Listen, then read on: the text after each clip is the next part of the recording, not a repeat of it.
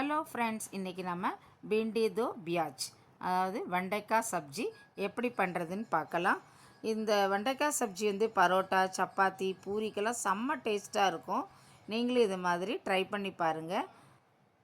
வெண்டைக்காயை நல்லா வாஷ் பண்ணி தொடச்சிட்டு நான் இந்த காம்பெல்லாம் கட் பண்ணிக்கிறேன்.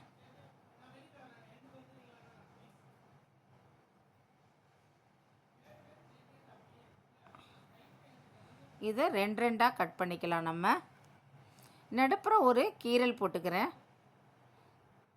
அதில் உள்ளே போய் அந்த உப்பரப்பெல்லாம் இறங்கி சூப்பர் டேஸ்ட்டாக இருக்கும். அதனால தான் அந்த மாதிரி பண்ணிக்கலாம் நம்ம.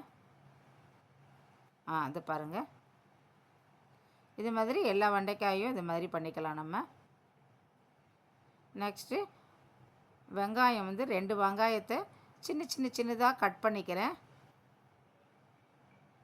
கொஞ்சம் வெங்காயத்தை வந்து எதழாக போட்டு வச்சுருக்கேன். அது மாதிரி எடுத்து வச்சுருக்கேன். 2 தக்காளி பழம். இதை கட் பண்ணி நம்ம ஜூஸ் மாதிரி அடித்து வச்சுக்கலாம்.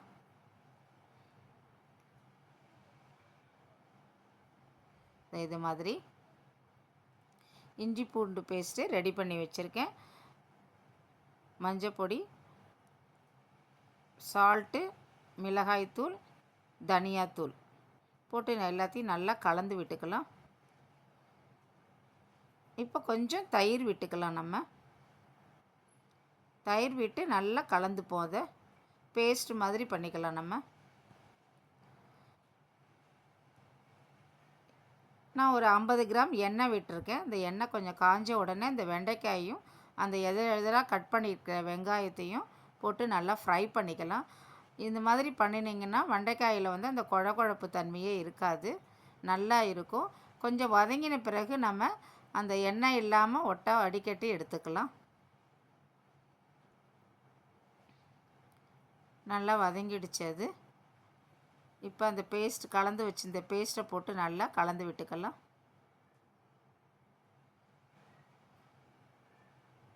கலந்து விட்டாச்சு. ஒரு 2 மினிட்ஸ் அப்படியே இருக்கட்டும். இப்போ அந்த வடிகட்டினா அந்த எண்ணெயிலேயே கொஞ்சம் சீரகம் போட்டுக்கலாம். அப்படி இல்லைன்னா நீங்கள் சோம்பு போட்டுக்கலாம். கட் பண்ணி வச்சுருக்கிற வெங்காயத்தையும் போட்டு நல்லா வதக்கிக்கலாம். இந்த வெங்காயம் வதங்கிறதுக்காக நான் ஒரு பிஞ்சு சால்ட்டு போட்டிருக்கேன்.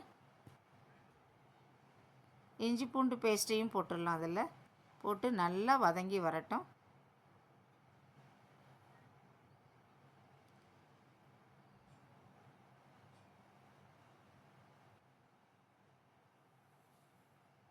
தக்காளியத்தையும் அதில் போட்டுக்கலாம்.